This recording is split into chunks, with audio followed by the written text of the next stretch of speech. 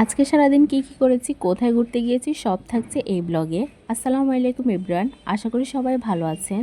সকালবেলা ঘুম থেকে উঠে আজকে অনেক বেশি নুডলস খেতে ইচ্ছে করছে, তো ভাবলাম আজকে নুডলস রান্না করি, সাথে চা খেয়েছিলাম। আর এই তো কলেজের জন্য রেডি হয়ে যাচ্ছিলাম। অনেক দিন পরে কলেজে আজকে ক্লাস ছিল, তো ভাবলাম আজকের ক্লাসটা করে নেই। আসলে ভিডিওটা আমি অনেক দিন আগেই করেছি, ব্যস্ততার কারণে ভয়েস দেওয়া হচ্ছিল না, তো ভাবলাম আজকে সময় আছে, আজকে একটু ভয়েস। এই তো ক্লাসে চলে আসলাম। এখন ক্লাস করে আমরা দুই ফ্রেন্ড মিলে ফুচকা খেতে চলে যাব নিচে। তারপরে কলেজে কিছুক্ষণ গল্প করে আমি বাসায় চলে এসেছি, আমার ফ্রেন্ডও চলে গিয়েছে। আর এসে দেখলাম আমার কাজিন এখানে ড্রয়িং করছে, তো ভাবলাম একটু ভিডিও ক্লিপ নিয়ে নিই। ড্রয়িংটা খুবই সুন্দর হয়েছে।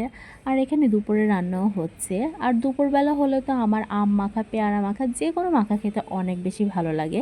কার কার পছন্দ অবশ্যই কমেন্টস করে জানাবেন। পেয়ারাটা দেখতে অনেক লোভনীয় হয়েছে, তাই না? এই তো দুপুরের খাবারের টাইম হয়ে গিয়েছে। তো আজকে রান্না করেছে আলু দিয়ে একটা সবজি, এটা লেবু দিয়ে খেতে অনেক বেশি মজা লেগেছে।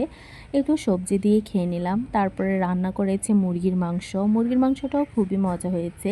আর আমরা যখনই খাবারের টেবিলে বসি সবাই একসাথে অনেক বেশি গল্প করি, এই জন্য একটু লেট হয়ে যায়। আপনারা কারা কারা এমন আছেন অবশ্যই কমেন্টস করবেন। আর খাওয়া দাওয়া শেষ করে একটু রেস্ট নিচ্ছিলাম।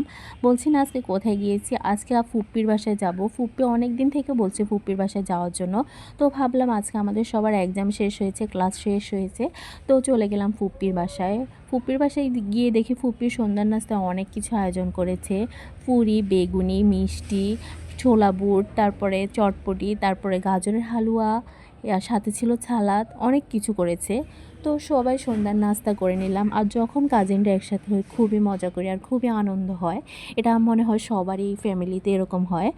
এই তো কিছুক্ষণ পরে নাস্তা খেয়ে ফুপ্পি এখানে আবার অনেক মজা করে আচার বানিয়েছে, তো ভাবলাম আচার খাই। ফুপ্পি অনেকগুলো আচার দিয়েছে, তো সবাই মিলে আচার খেলাম। আর আমার ফুপ্পি অনেক বেশি গাছ পছন্দ করে, কিছু গাছ লাগিয়েছিল ছোট ছোট টাইপের, এগুলো আমি একটু ভিডিও ক্লিপ নিয়ে নিলাম। আর এখানে খালামণি আর ফুপ্পি মিলে বিরিয়ানি বসিয়ে দিয়েছে, বিরিয়ানিটাও অনেক বেশি মজা হয়েছে, আপনাদেরকে দেখাবো সব কিছুই। এই তো আবার ফুপ্পি বলল ছাদে নাকি অনেকগুলা গাছ লাগিয়েছে, অন্ধকার থাকার কারণে আমি ওই সবগুলা গাছের ভিডিও নিতে পারিনি, একটু একটু নিয়েছি। তারপর আমরা ছাদ থেকে চলে আসলাম।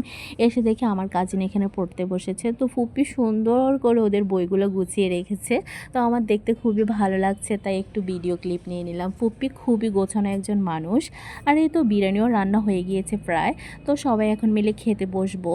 বিরিয়ানিটাও অনেক বেশি ঝরঝরা হয়েছে, এখন সবাই মিলে খেতে বসে যাব। আবার আমাদের বাসায় যেতে হবে। ফুপ্পির বাসা থেকে আমাদের বাসা অতটা দূরে না, তাও কেন সময়ের কারণে আসা হয় না। এই তো বিরিয়ানি খেয়ে তারপরে মিষ্টি খেয়ে এখন আমরা বাসায় চলে যাব। আর অনেক বেশি ভালো লেগেছে ওই দিন। আজকের ভিডিওটুকু পর্যন্ত, সবাই ভালো থাকবেন, সুস্থ থাকবেন, আল্লাহ হাফেজ।